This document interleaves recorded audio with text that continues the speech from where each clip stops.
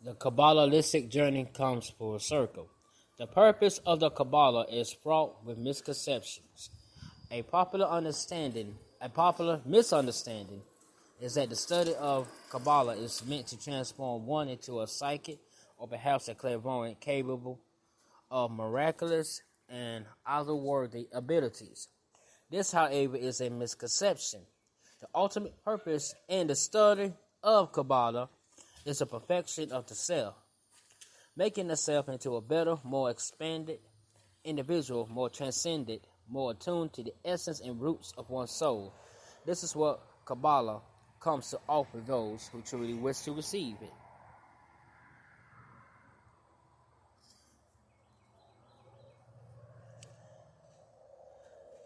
The criterion of the authentic and Kabbalistic journey is one that comes full circle and where one returns ultimately to the world of the here and now. The Talmud tells of four stages who enter the mystical origin and experience a transcendent experience. Ben Isaiah gazed and died. Ben Zuma gazed and was stricken. In other words, he went insane.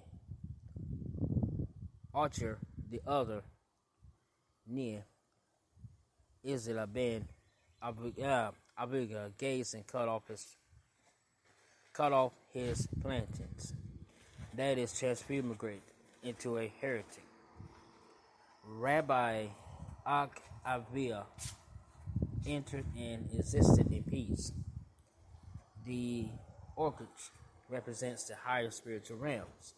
Rabbi Akavia was the only sage amongst these four great sages who was able to enter and exit the mystical orchids without being scared. Being a man of great spiritual stature, a true and well-balanced master, he realized that the objective is not to identify with the light and not return physically, as Ben Isaiah did, or mentally as Ben Zuma did. Nor was it to feel personal release or ecstasy, but rather to go there and return here, with the proper wisdom to serve in the here and now. The journey is to come full circle into one's day-to-day life behaviors. Now, though the core of all Kabbalah is a distant goal and objective to draw down the infinite light from the abstract and anchor holiness into one's day-to-day reality. And the early Kabbalistic were known as men of toil. Their exertions were not of the physical sort, rather they labored throughout their lifetimes to improve themselves and elevate their level of consciousness to the point of a spiritual perception of reality. With the arrival of Baal Shem Tov, this notion took on a new, fresh meaning. With the teachings of the Baal Shem Tov, the path became ever so clear as to how this refinement could be achieved.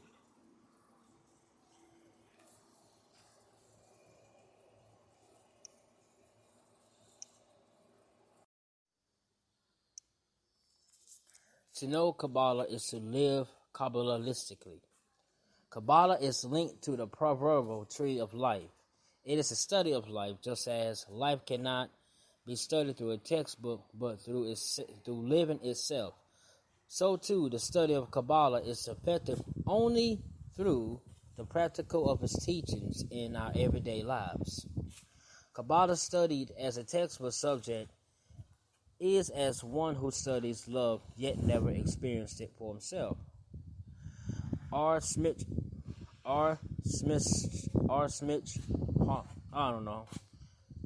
Buhim of, again, I do not know how to pronounce these words, PSHISCHAH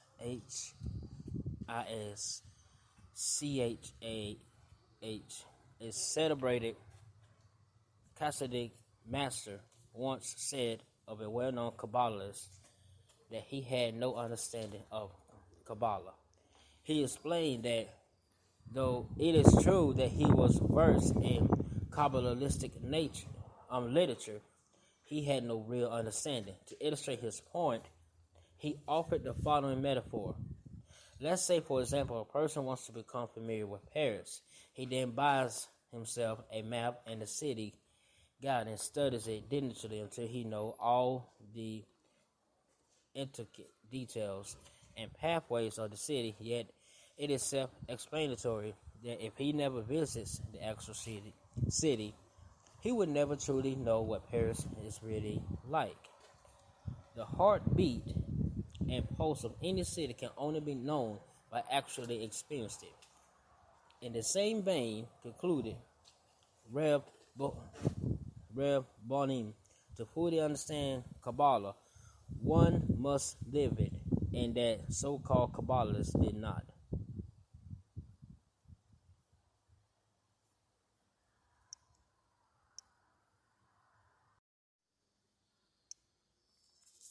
To know Kabbalah is to live Kabbalistically. Kabbalah is linked to the proverbial tree of life. It is a study of life, just as life cannot be studied through a textbook, but through living itself.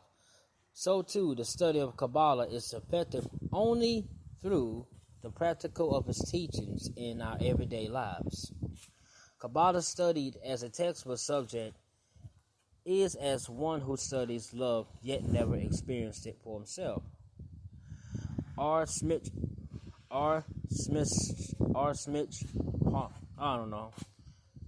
Buhim of, again, I do not know how to pronounce these words, PSHISCHAH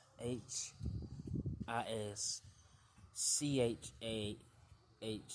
celebrated Hasidic master once said of a well-known Kabbalist that he had no understanding of Kabbalah. He explained that though it is true that he was versed in Kabbalistic literature, he had no real understanding. To illustrate his point, he offered the following metaphor. Let's say, for example, a person wants to become familiar with Paris. He then buys himself a map and the city guide and studies it diligently until he knows all the intricate details and pathways of the city, yet it is self-explanatory that if he never visits the actual city, he would never truly know what Paris is really like.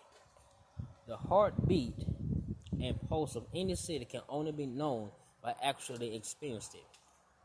In the same vein, concluded Reb Bonim, to fully understand Kabbalah, one must live it, and that so-called Kabbalists did not.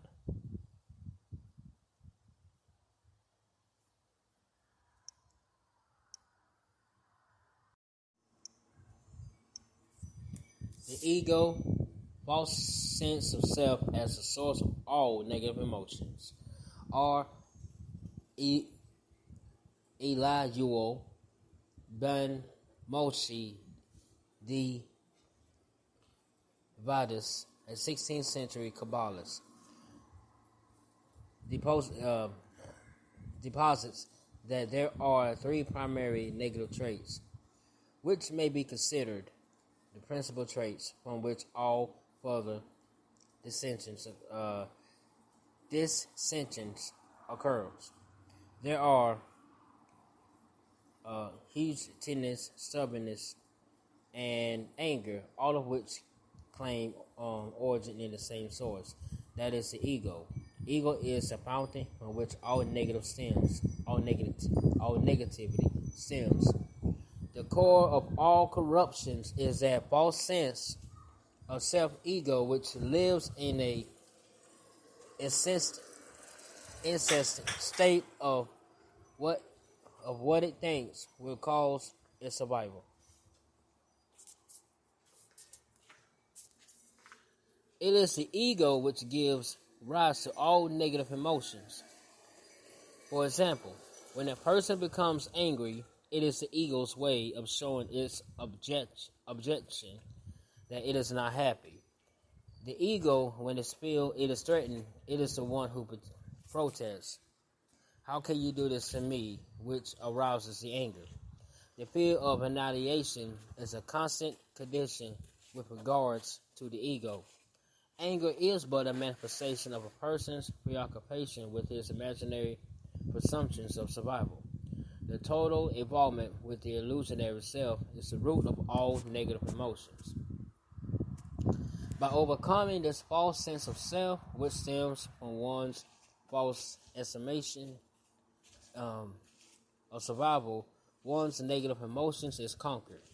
Through the study of Kabbalah, we come to the realization that the false sense of self-ego is but a masquerade of our true and inner dynamics, our transcendent soul.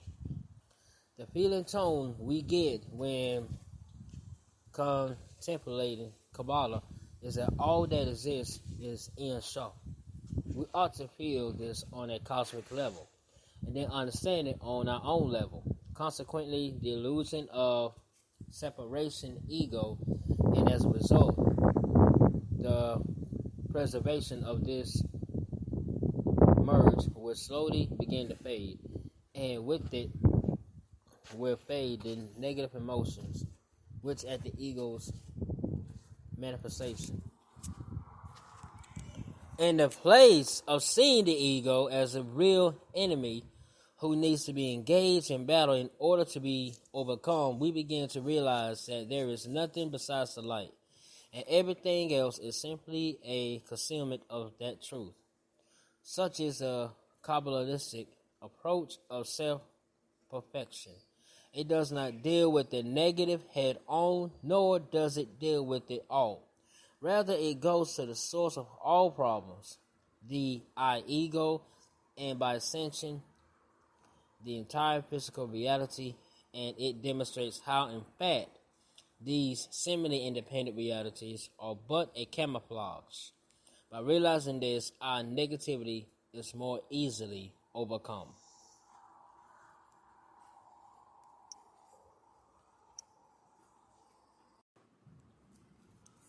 What is going on, everybody? Welcome to the Anything Goes Renegade Podcast. I'm your host, Demetrius Smith. And it took a long time for me to record today's episode. And I had a lot of problems because I could not pronounce the words correctly. And I could not pronounce the names correctly. So when you are listening to today's episode, please forgive me for pronouncing the names incorrectly. Please forgive me for pronouncing the words incorrectly, because this subject is about Kabbalah. And before you listen to today's episode, the information you are about to hear came from an article off a website. It came from an article because it was hard for me to find information that I felt like reflects the true essence of Kabbalah that I want you guys to hear. And it was hard for me to find that information until I came across this particular article, which I will put it down in my description. And who wrote the article? The credit goes to this person who wrote the article. The credit does not go to me at all. And I hope you guys sit back, and I hope you guys are having an amazing Sunday. Hope you guys sit back and relax and listen to today's episode. Please have an open mind. Thank you very much. Hope you guys enjoy it.